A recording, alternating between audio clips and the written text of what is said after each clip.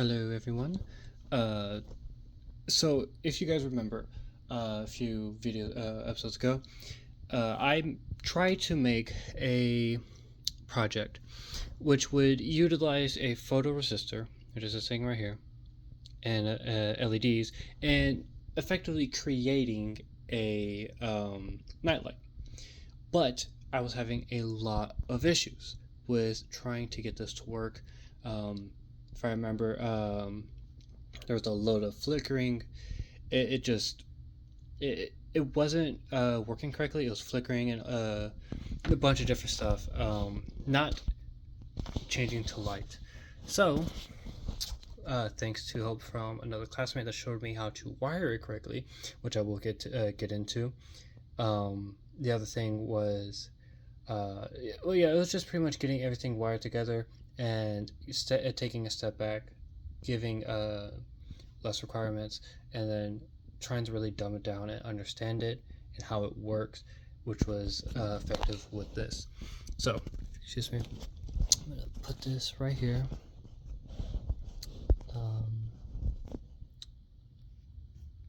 Try to get it to stay still. Make sure you guys can see this correctly. Alright, so how it works is when light goes over this, these will dim, while in the opposite, when there isn't light hitting the photoresistor or less light, these will get brighter. Right now there isn't a ton of light in this room, so they're pretty bright. Well, as you watch, I have my flashlight right here. See, it immediately dimmed bright, and as I get closer and closer towards the middle of the light, it gets really dim. And the thing is if hopefully you can see pretty well, there's, it gets brighter the closer you get to the center. Right here would be the brightest part of the light, which is why it gets dimmer. And another cool thing, which I like about this light, pull this down, kind of put the middle down a bit, but also kind of effectively change it and observe how it varies based on which part. Well, to me it looks like an eye. Here's the little eyebrow, here's the eye. But yeah, so changes. So yeah, finally got it to work. Once I actually once I got help, got it figured out, got it wired correctly, the main issue that I had that actually took me a minute is trying to get this set up correctly, because I originally had actually I can pick you up now.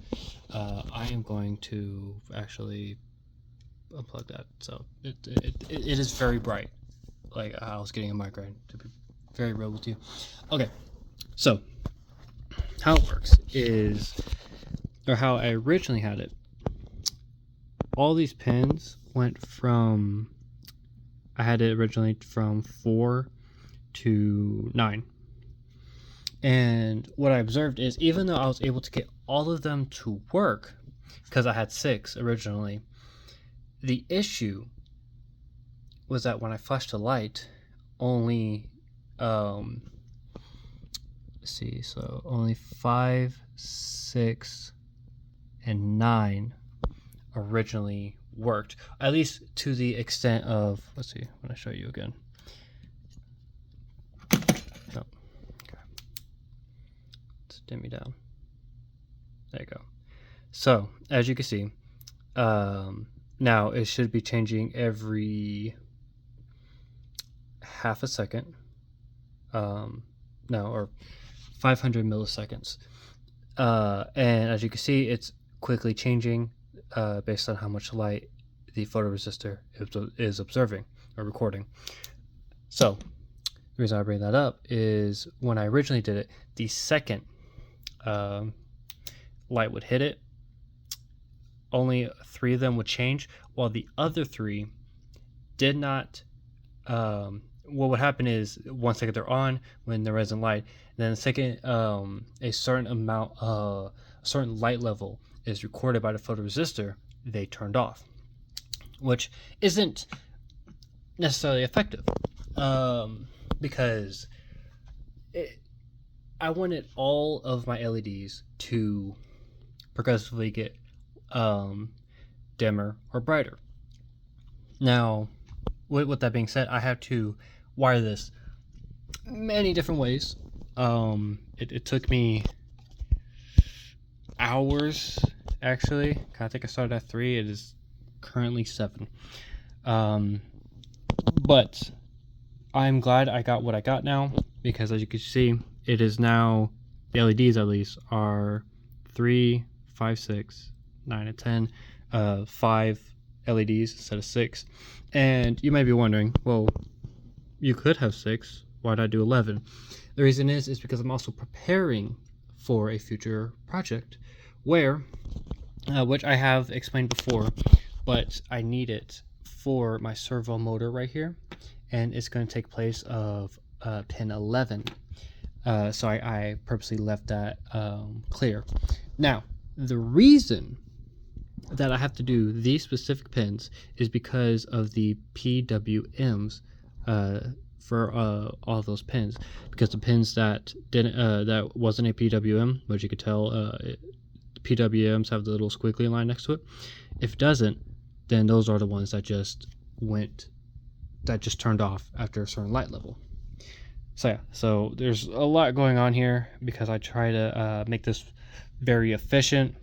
I succumb to my OCD, try to make this look very efficient and neat. And honestly, it might actually look crazy to you, but yeah, I know there's like a whole other side that I could be using, but I'm not. But whatever. But anyway, now to the computer side of it, which I'll show now. The reason why I know what the light level is and everything is because right here, light level is what the photoresistor is recording at the moment. Inverted light level is actually the right here. Inverted light level is 1023 minus whatever the light level is, and that is put into the brightness. The brightness is of course the LEDs. Right now it is on 0 because I unplugged it. So goodbye eyes. Now you can see it is changing. Now you may be wondering, 900 and let's say 902 minus, let's see, what was it? I think it was about 113, I believe, probably. That does not make 223 or whatever it was. No. Or I'm sorry, it would be 1023 minus, say, 117. Very sorry about that. But yeah, that makes the inverted light level. But how does it make the brightness?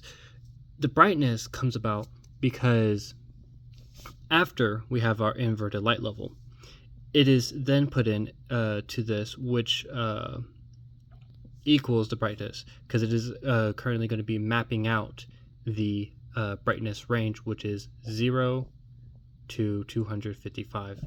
So that is what is occurring, and then once it's mapped out, these right here, as I said, the brightness for all LEDs using the PWMs, and then brightness right here, number LEDs is this, so there's 5 LEDs, or in another way, say it's going from LED 3, then to 5, to 6, to 9, then 10, and pretty much doing it for all of them, setting the exact brightness that is needed. Let's see, what else is there? See, for the most part, that is actually pretty much it, based on, just for understanding what everything that is currently going on. But yeah, so yeah, I finally got it figured out, got it working. Oh, and the actual issue, so actually I'm going to unplug this so we can all see better. So the issue is, what happened is, for my photoresistor, what's happening is I had it, the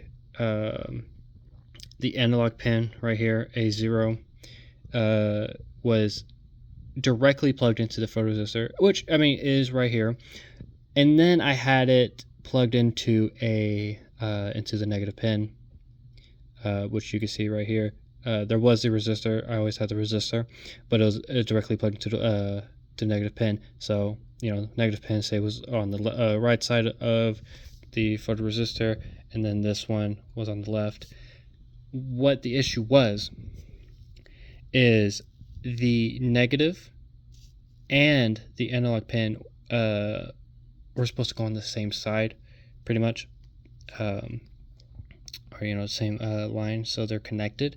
And then I also had to plug in the power source, which in this case would be the 5V, and that is going into the right side.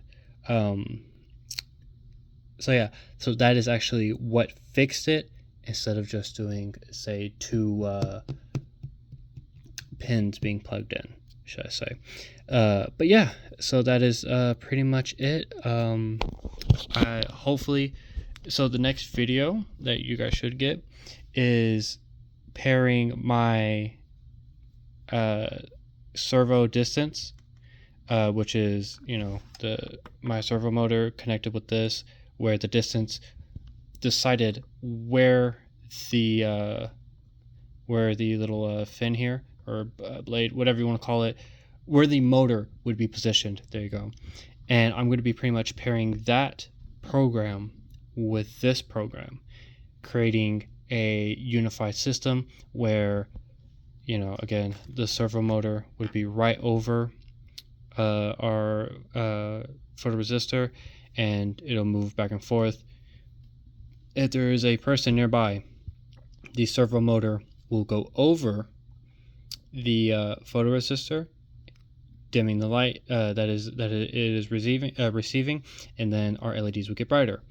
And then when the servo motor moves, light will hit the photoresistor, effectively dimming the LEDs.